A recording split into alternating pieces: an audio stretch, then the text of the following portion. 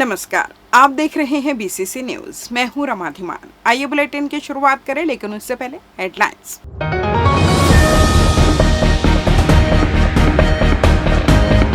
प्रदेश में 16 जून से शुरू होंगे स्कूल, शासन ने किया स्पष्ट। व्यापार विहार में व्यापारी असुरक्षित, फिर लाखों की ठगी का मामला। स्कूलों में इस सत्र से विशेष व्यवस्था, राष्ट्रगान, राष्ट्रीय गीत, राज्य गीत का होगा गान। और संभाग में हुई झमाझम बारिश, गर्मी से राहत लेकिन उमस बढ़ी।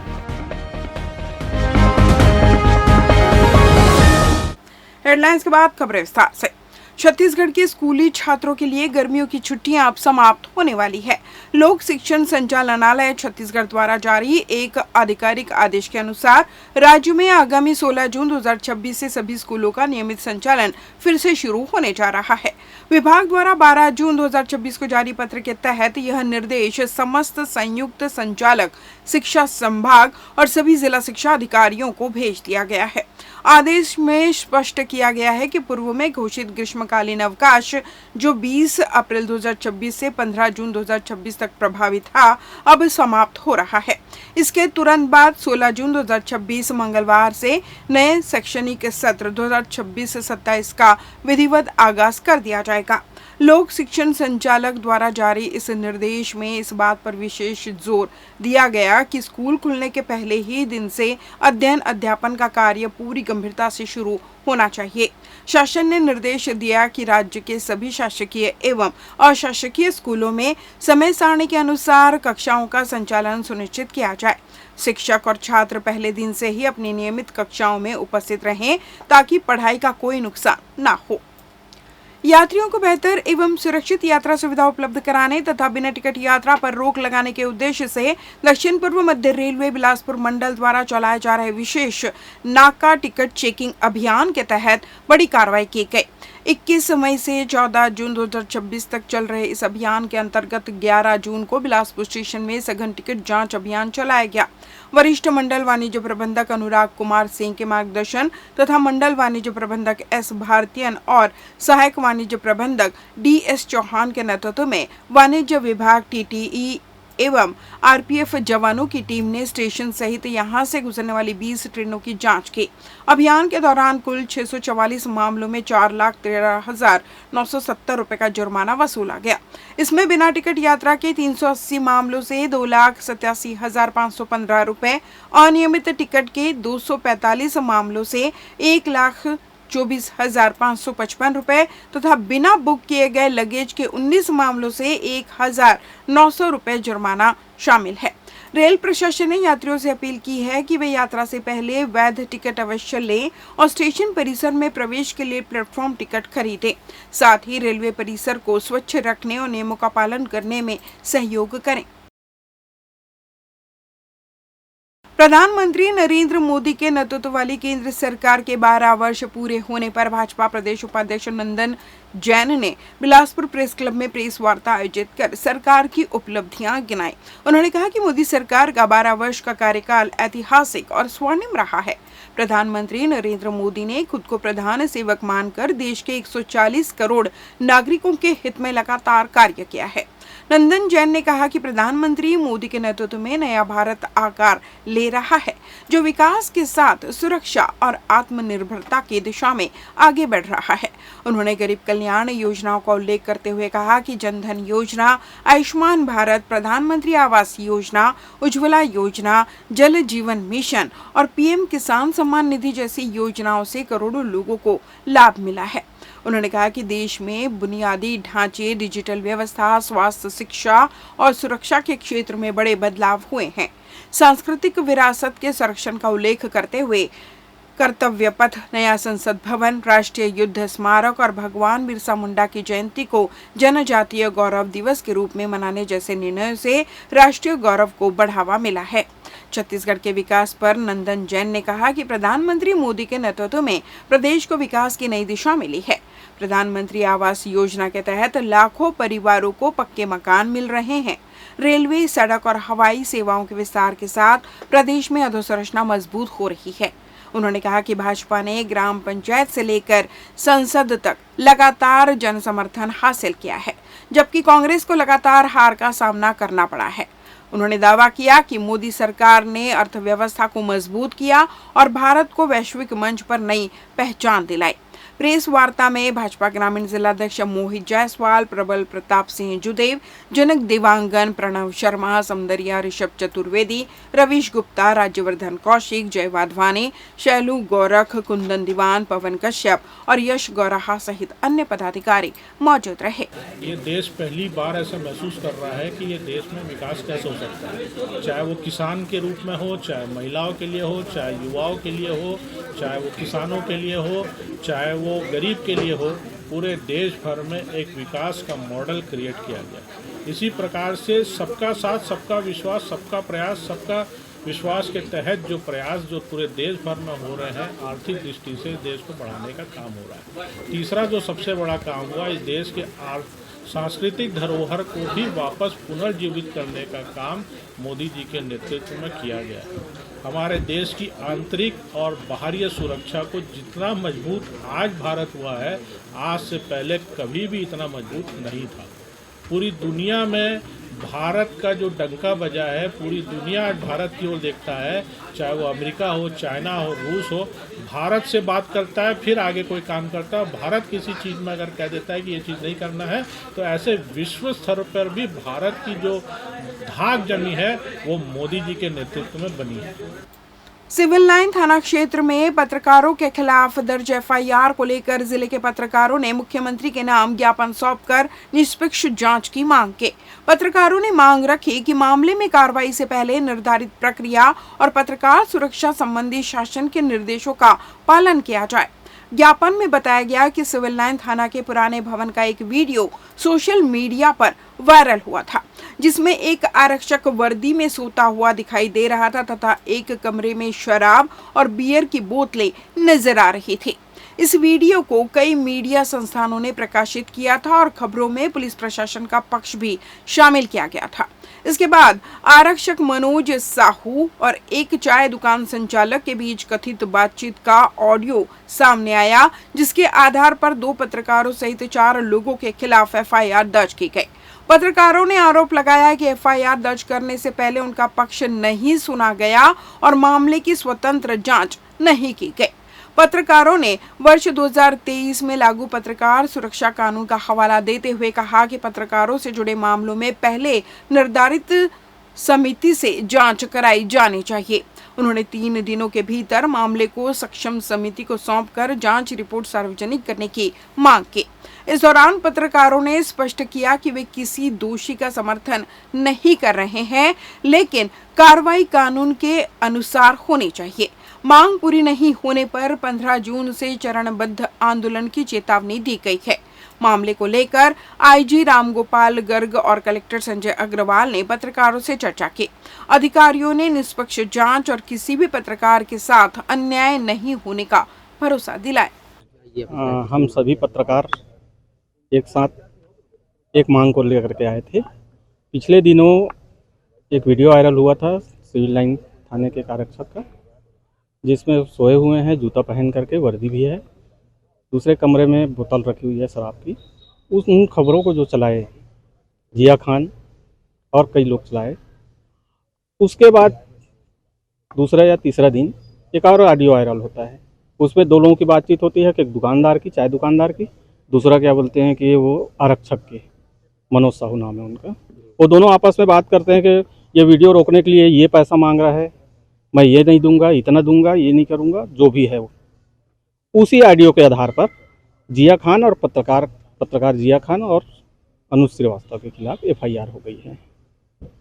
हाँ, छत्तीसगढ़ में पत्रकार सुरक्षा कानून लागू है, जिसमें कानून में सीधा ये दिया गया है कि किसी भी पत्रकार के खिलाफ एफआईआर करने से पहले समिति की जांच बैठेगी। समिति में उप पुलिस अधीक्षक रैंक से बराबर के वो रहेंगे, अधिकारी शामिल रहेंगे, सहायक संचालक जनसंपर्क भी शामिल रहेंगे, 3 पत्रकार रहेंगे, उसमें एक महिला पत्रकार रहेंगी। ये सारे प्रावधान हैं और ये नियम क्या बोलते हैं 2016 से लागू है और ये कानून बन गया है 2023 से। उसके बाद भी इस तरह की ना ही कोई जांच हुई है ना कुछ भी हुआ है। तो हम सिर्फ यही मांग करने आए थे कि यदि ये क्या बोलते हैं दोषी हैं तो प्रक्रिया के तहत इनकी जांच की जाए, और दोषी मिलते हैं तो निसंदेह इन पर एफआईआर की जाए, धारा बढ़ाने लायक है तो धारा बढ़ाई जाए, और यदि ये क्या बोलते हैं कि ये वो मिलते हैं, निर्दोष मिलते हैं, तो ये एफआईआर को रद्द किया जाए।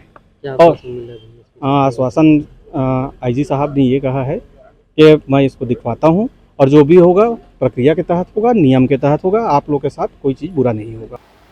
बिलासपुर शहर के प्रमुख व्यावसायिक क्षेत्र व्यापार विहार में दिन दहाड़े हुई ठगी की वारदात से व्यापारियों में दहशत का माहौल है। बाइक सवार दो बदमाशों ने एक व्यापारी को झांसा देकर उसके पास रखा 3 लाख रुपए से भरा बैग पार कर दिया और मौके से फरार हो गए। घटना ने पुलिस की सुरक्षा व्यवस्था पर भी सवाल खड़े कर दिए हैं।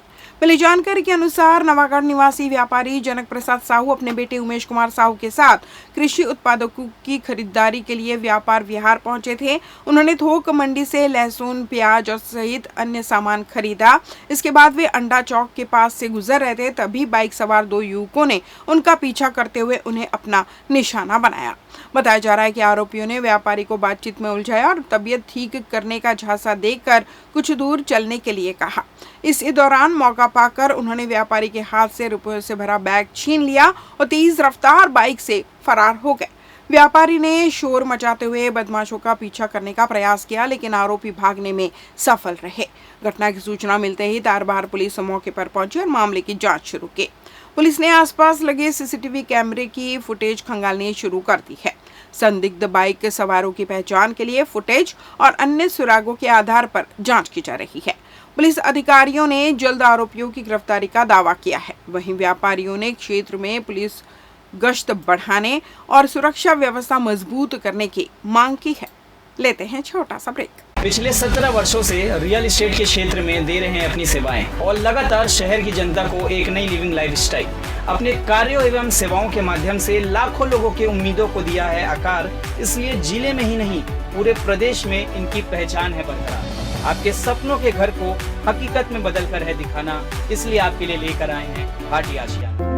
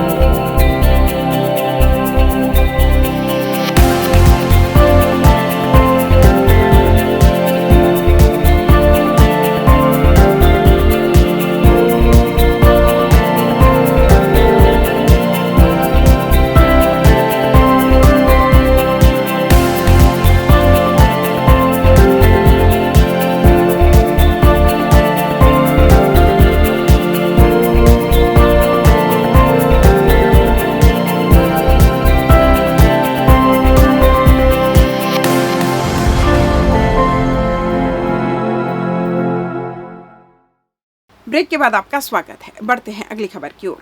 छत्तीसगढ़ सरकार ने नए शिक्षा सत्र 2026-27 से शासकीय स्कूलों में राष्ट्रगान, राष्ट्रीय गीत, सरस्वती वंदना, भोजन मंत्र और राज्य गीत सहित कई सांस्कृतिक गतिविधियों को अनिवार्य कर दिया है।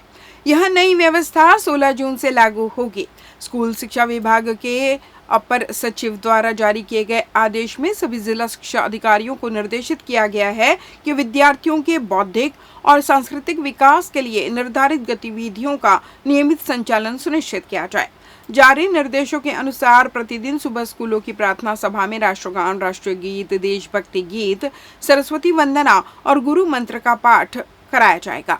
इसके साथ ही विद्यार्थियों को महापुरुषों की जीवनी का वाचन भी सुनाया जाएगा ताकि उनमें नैतिक मूल्यों और संस्कारों का विकास हो सके।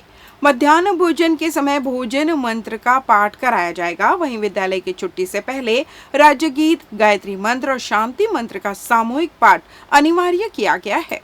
छत्तीसगढ़ हाई कोर्ट ने संविदा आधार पर कार्यरत कर्मचारियों के स्थानांतरण को लेकर एक बेहद महत्वपूर्ण और नजीर बनने वाला फैसला सुनाया है।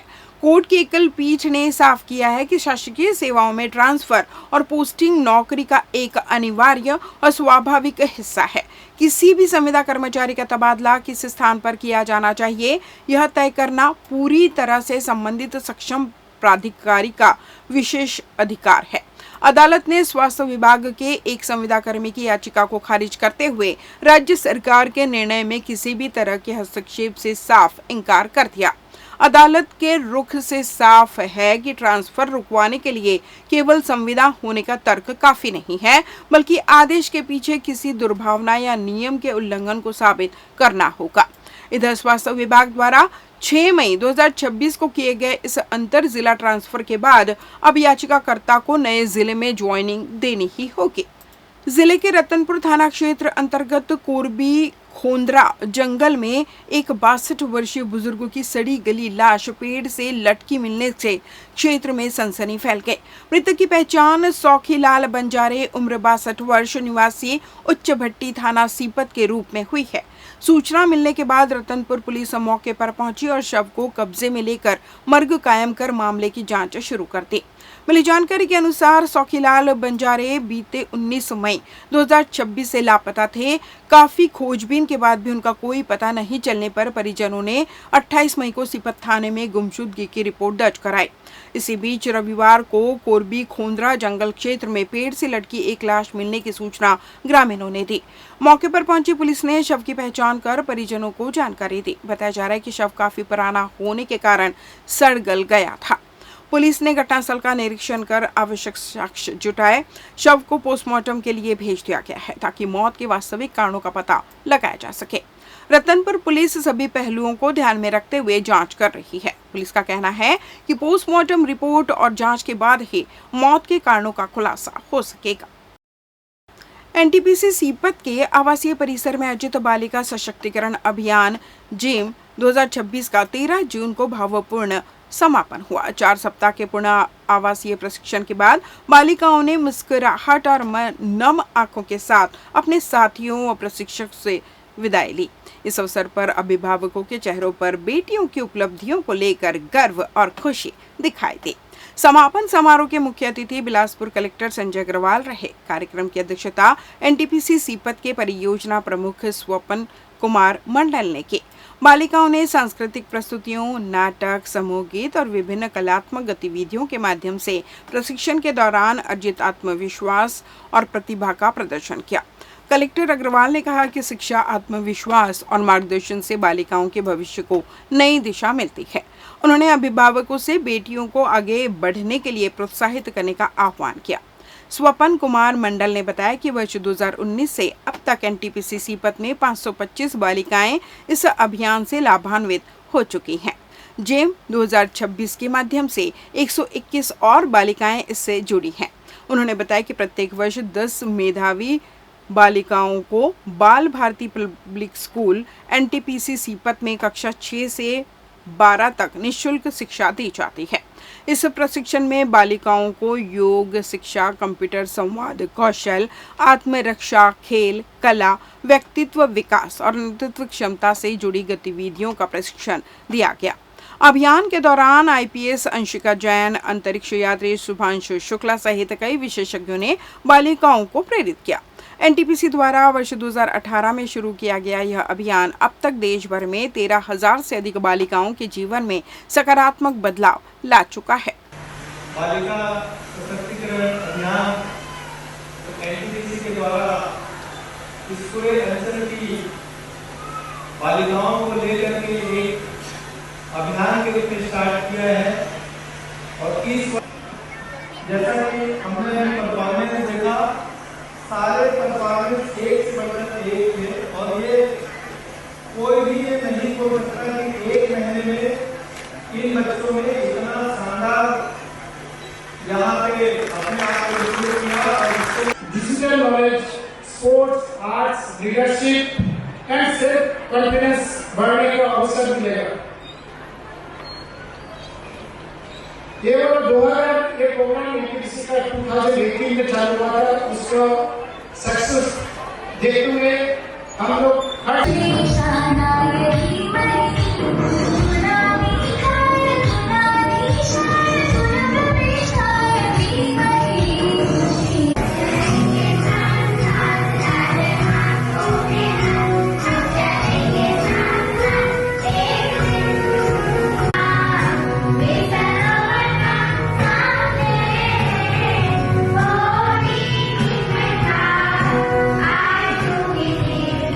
छत्तीसगढ़ में मौसम का मिजाज तेजी से बदल रहा है। एक तरफ जहां प्रदेशवासियों को उमस और गर्मी का सामना करना पड़ रहा है, वहीं दूसरी तरफ मॉनसून की एंट्री को लेकर अच्छी खबर सामने आई है। मौसम विज्ञान केंद्र के मुताबिक अगले 2 से 3 दिनों के भीतर दक्षिण छत्तीसगढ़ बस्तर संभाग के कुछ हिस्सों में दक्षिण पश्चिम मॉनसून के आगे बढ़ने और दस्तक देने के लिए परिस्थितियां अनुकूल बन चुकी है। मौसम विभाग द्वारा जारी आंकड़ों के अनुसार पिछले 24 घंटों के दौरान पूरे छत्तीसगढ़ क्षेत्र में अधिकतम तापमान में 2 से 4 डिग्री सेल्सियस की उल्लेखनीय वृद्धि दर्ज की गई। इस वजह से कई इलाकों में तेज उमस और गर्मी का एहसास हो रहा है। हालांकि इस गर्मी के बीच ही उत्तर और मध्य छत्तीसगढ़ के कुछ स्थानों पर गरज चमक, तेज अंधड़ और मध्यम स्तर की बारिश दर्ज की गई, जिससे स्थानीय स्तर पर लोगों को थोड़ी राहत भी मिली। इस बुलेटिन में बस इतना ही। अगले बुलेटिन में आपसे फिर मुलाकात, तब तक मुझे दीजिए विदा। नमस्कार।